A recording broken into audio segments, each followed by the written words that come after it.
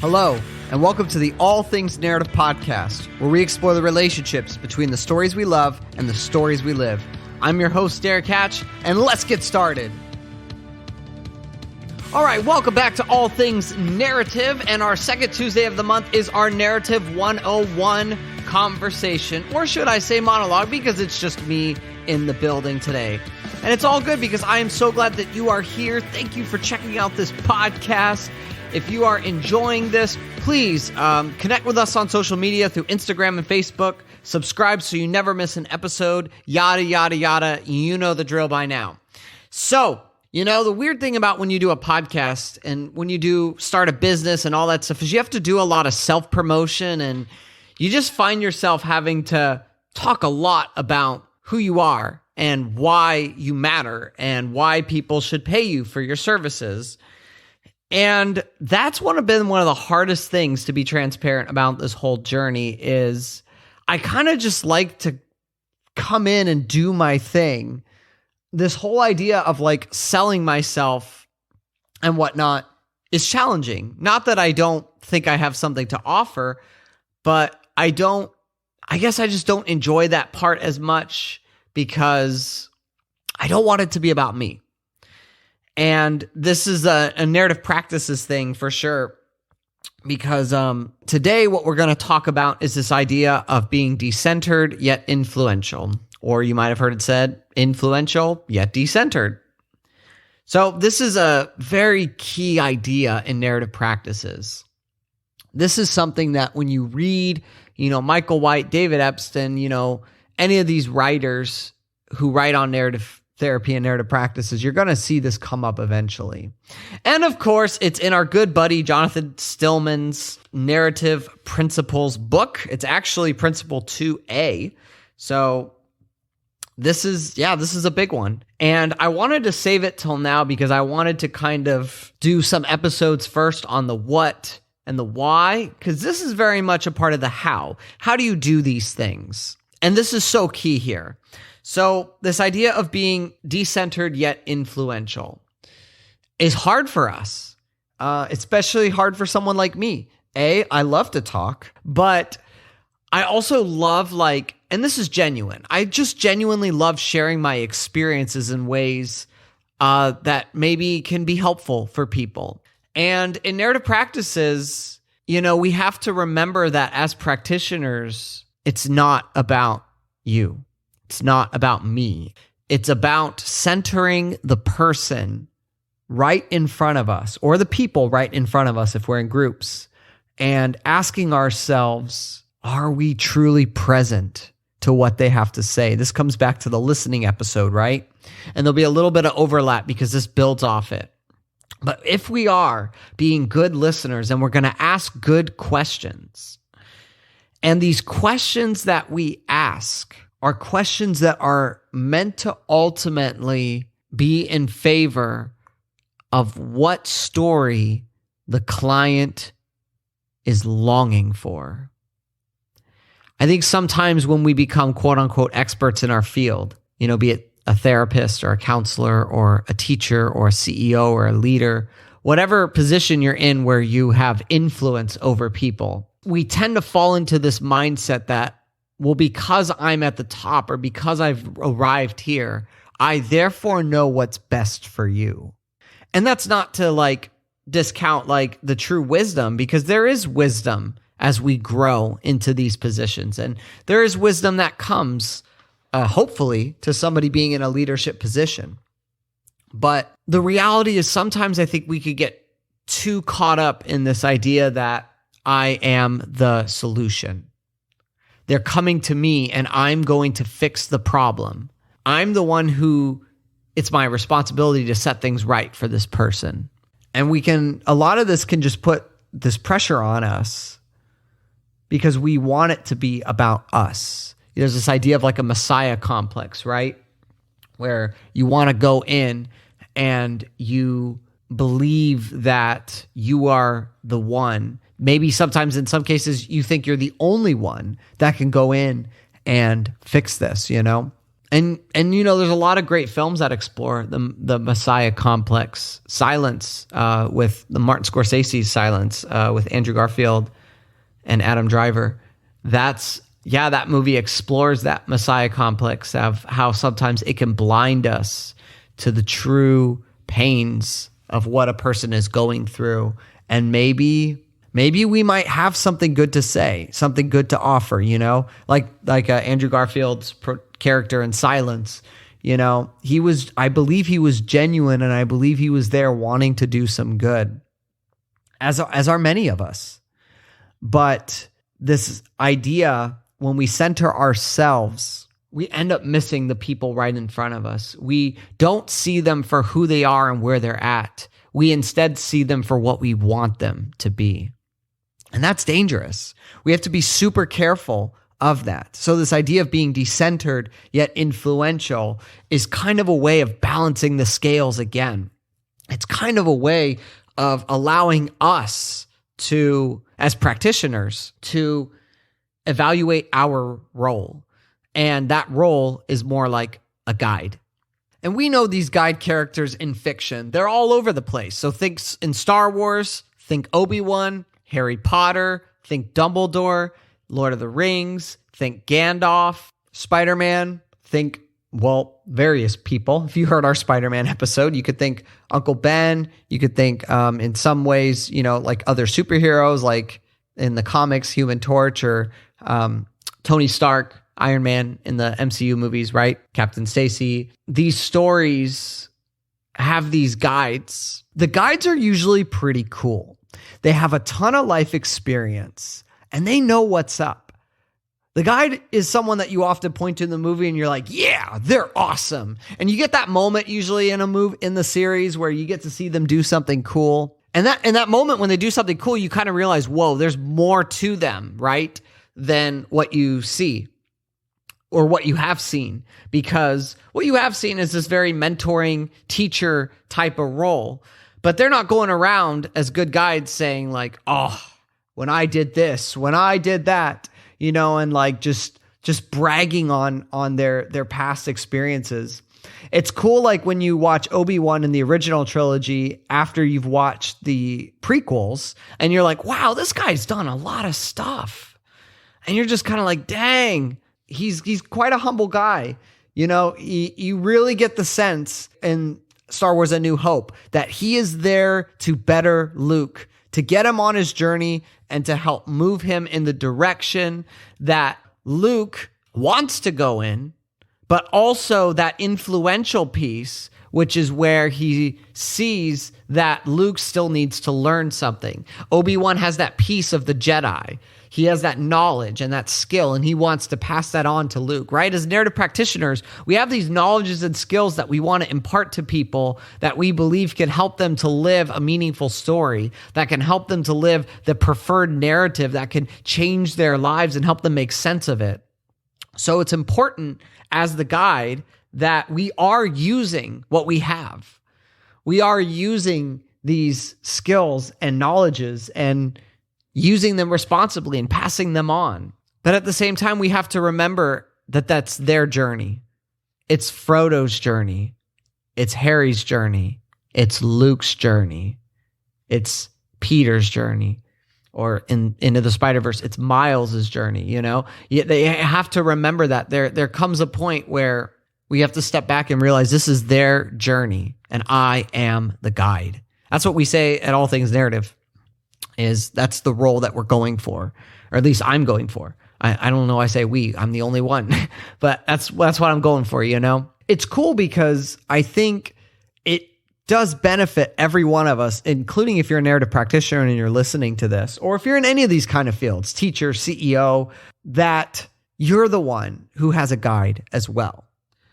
That somebody is centering you, that you're making time for that you're taking care of yourself to have somebody pour into your life as well, that you have a good guide who could be decentered yet influential. It's kind of like this, like my background is in teaching and ministry and stuff like that. So when I go work with a group of students, sometimes it's been in recovery groups, Sometimes it's been in after-school programs. Sometimes it's been in churches or classrooms.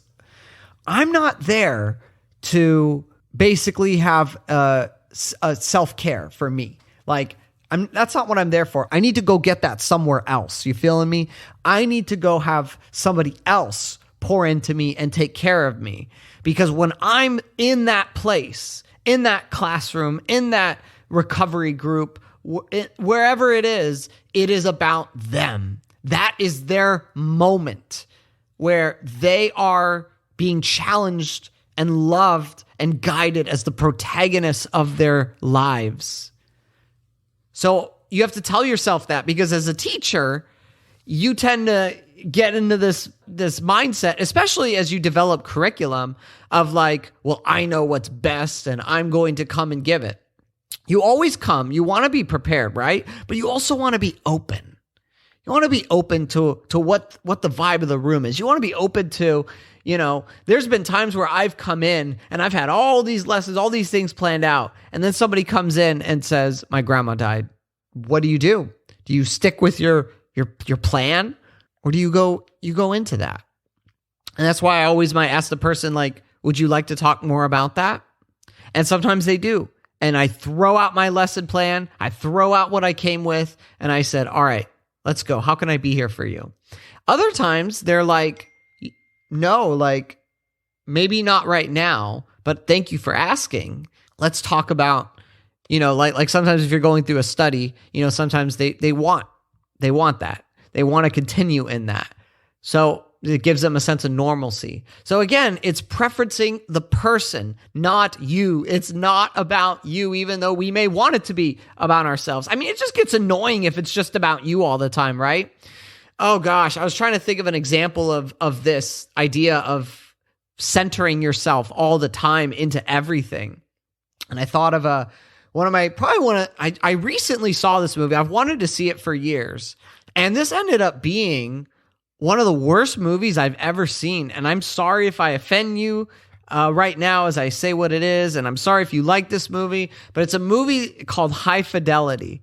And it's just about this guy who's narrating his life to us, and I get it. He's the protagonist of his story. He's the narrator of it. But then there's this aspect of how he was bringing other people into this story and talking about all these bad relationships he's had.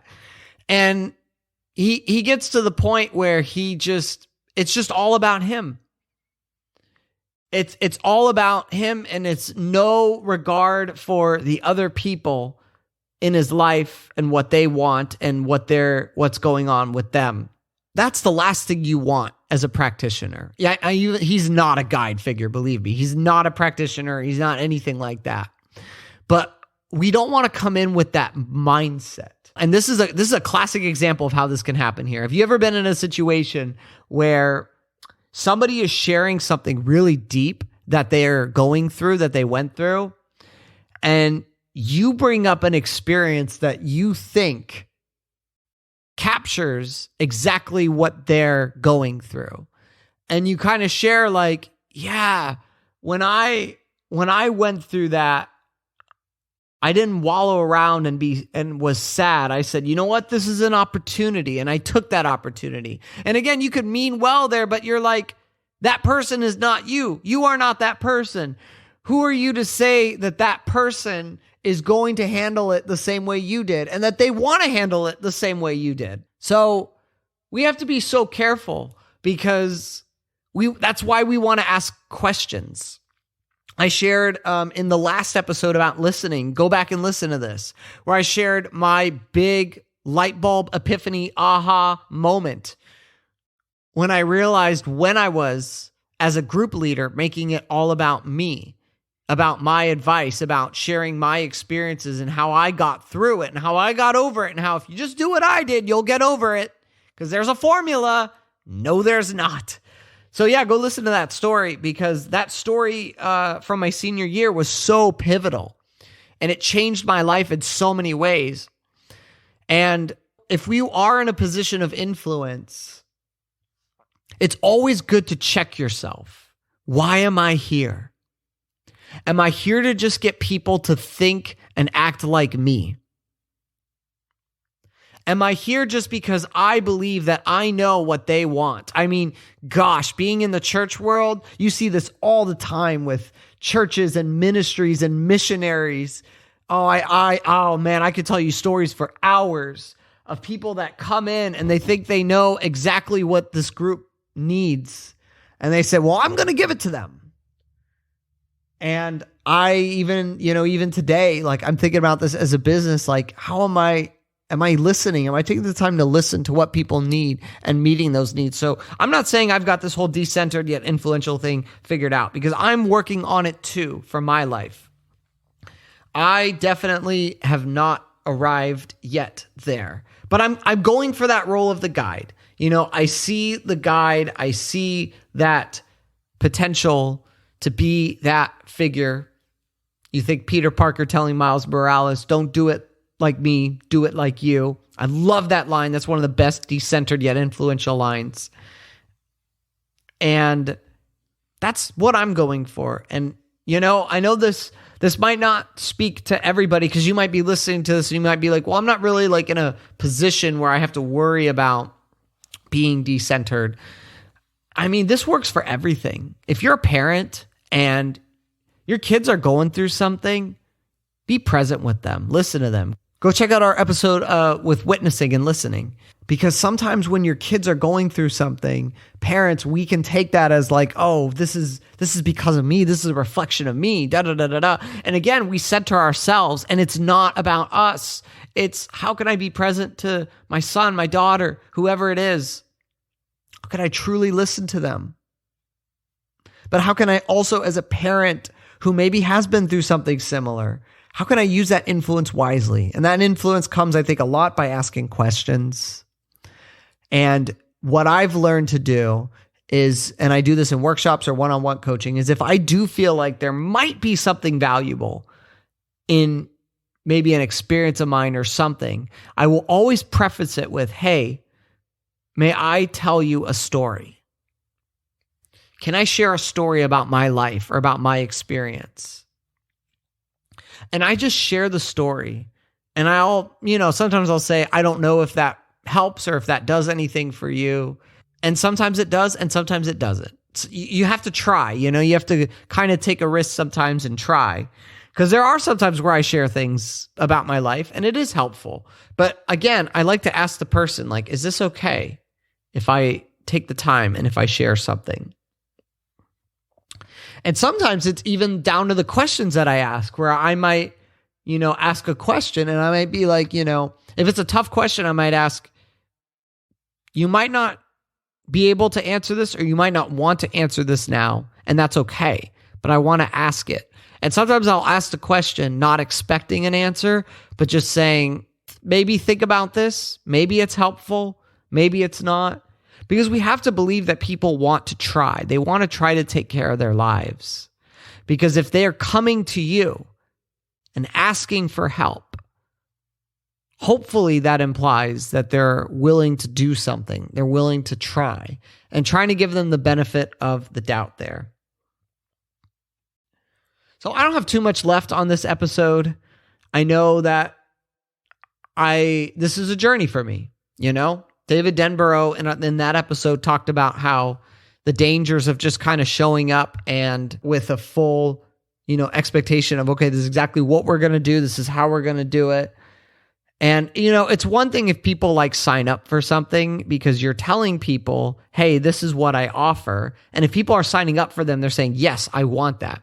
It's another thing if you're invited to maybe work with a group of people, and maybe they necessarily didn't sign up for it, and taking the time to answer, okay, who are the people right in front of me?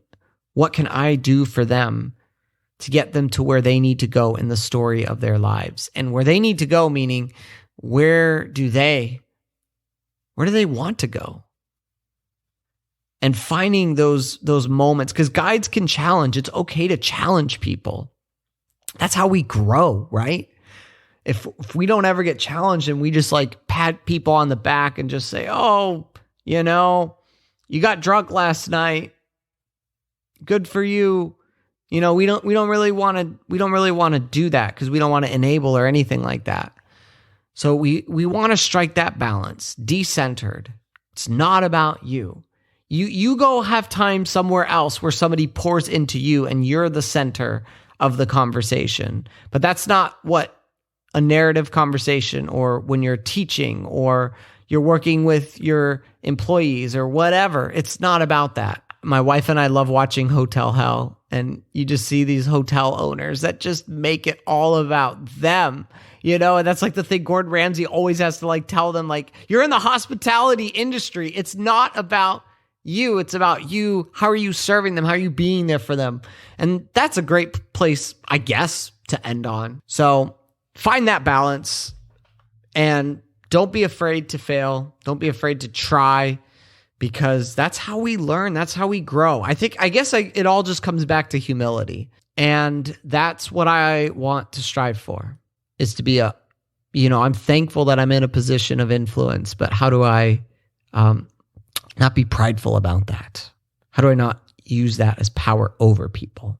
But how can I use the power that I have to serve people where they're at and to help them grow? So that's what I got. Being decentered yet influential.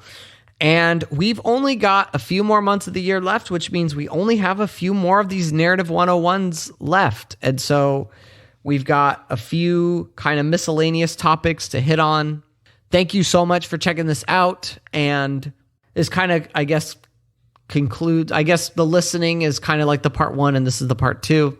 But yeah, and join us next week for another Why We Love, as we talk about the Guide of Dumbledore and Harry Potter, because that's our next one.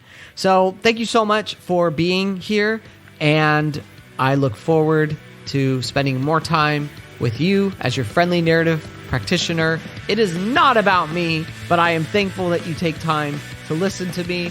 Reach out to me at All Things Narrative so I can return the favor and make it about you. Through our workshops, through our coaching, let me center you.